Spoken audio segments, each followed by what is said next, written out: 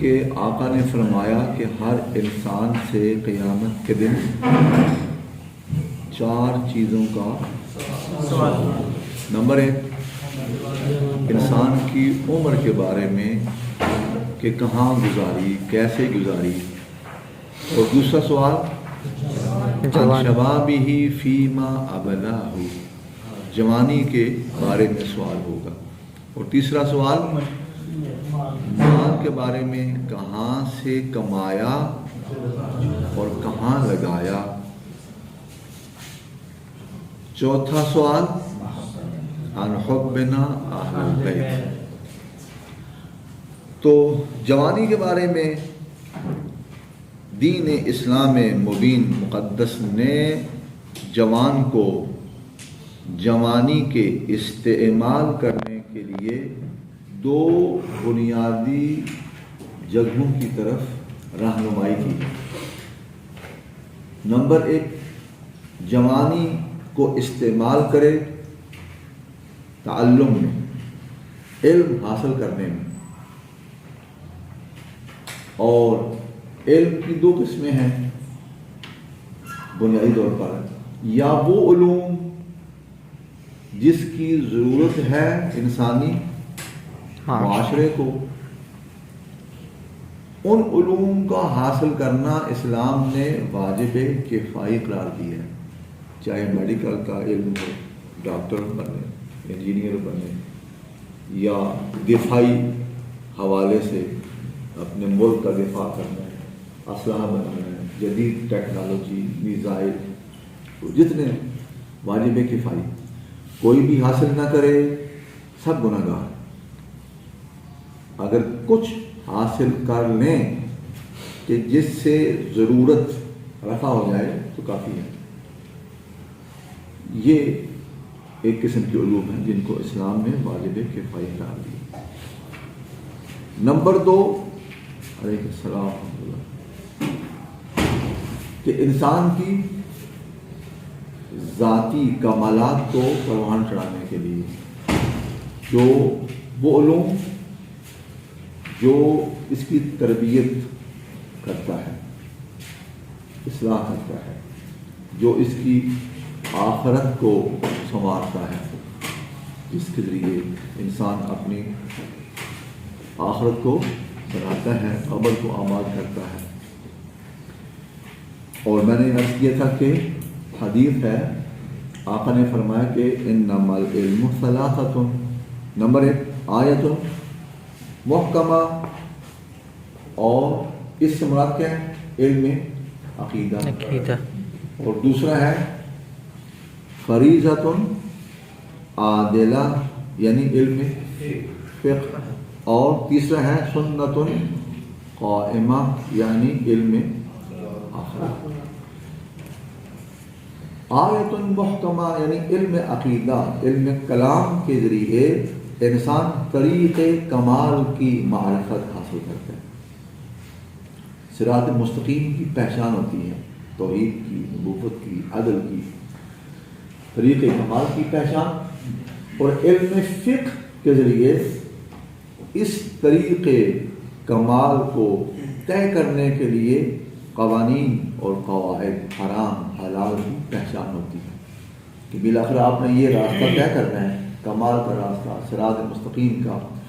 تو اس طریق کمال کے کچھ قوانین ہیں، قواعد ہیں. آپ آزاد نہیں ہیں، بے بندوبار نہیں ہیں. وہاں کے کچھ احکام ہیں. ان احکام کو کون بتاتا ہے؟ علم فقہ. اور علم اخلاق اس سالک، اس طریق کمال کو طے کرنے والے کو خوبصورت کرتا ہے، آرائش سجاتا ہے، زینت بخشتا ہے. ٹھیک ہے. جوان کو جوانی میں دین مبین اسلام اور بالخصوص مذہب تشیع مکتب اہل بیت اطہار، جوان کو علم فقہ کے حاصل کرنے کی بہت اہمیت دیتا ہے، بہت زور دیتا ہے.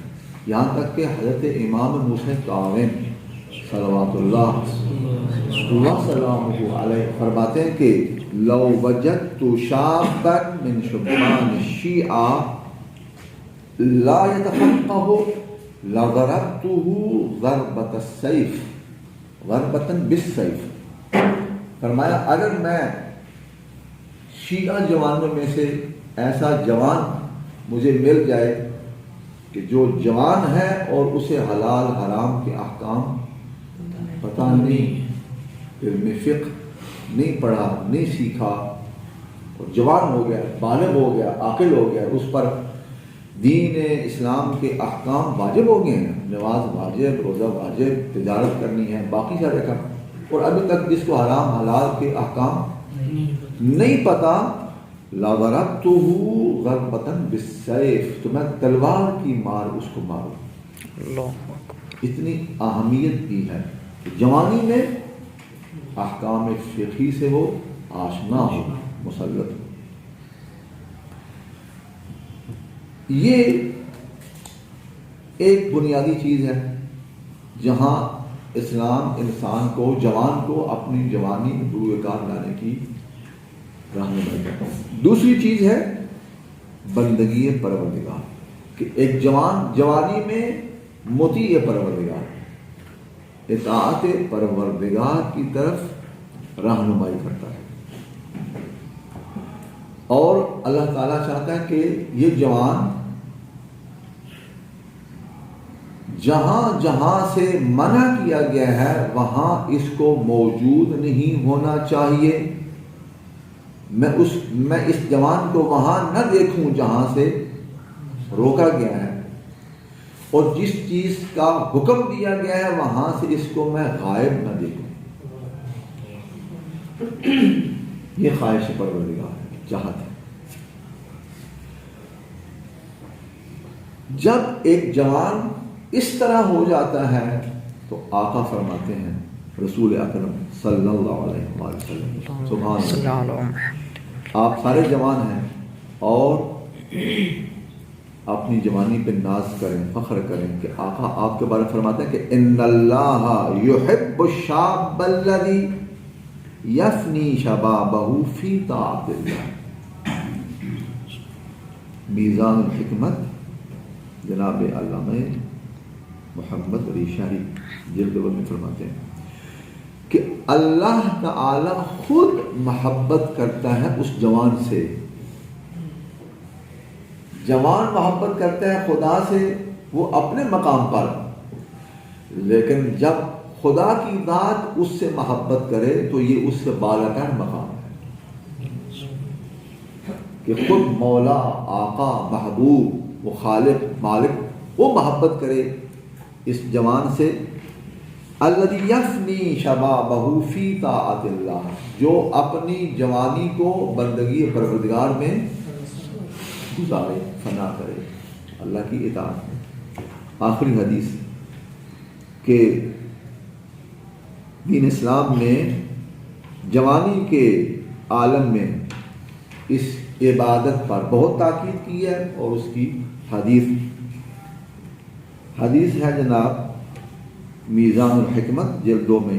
کیا آقا فرماتے ہیں کہ فضل الشاب العابد الذي تعبد في صباه على الشيخ الذي تعبد بعدما كبرت سنه كفضل المرسلين على سائر الناس.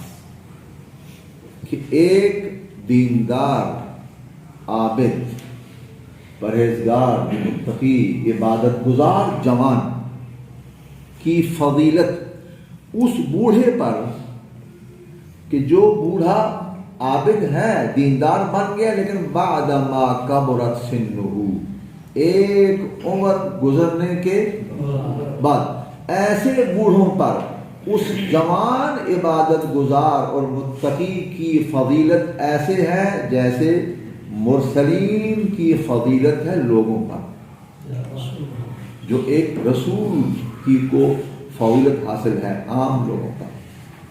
تو خداوند عالم سے دعا ہے کہ ہم سب کو اور بالخصوص آپ جوانوں کو بندگی پروردگار کرنے اور سیرت معصومین علیہ السلام پر چلنے کی توفیق عطا فرمائے.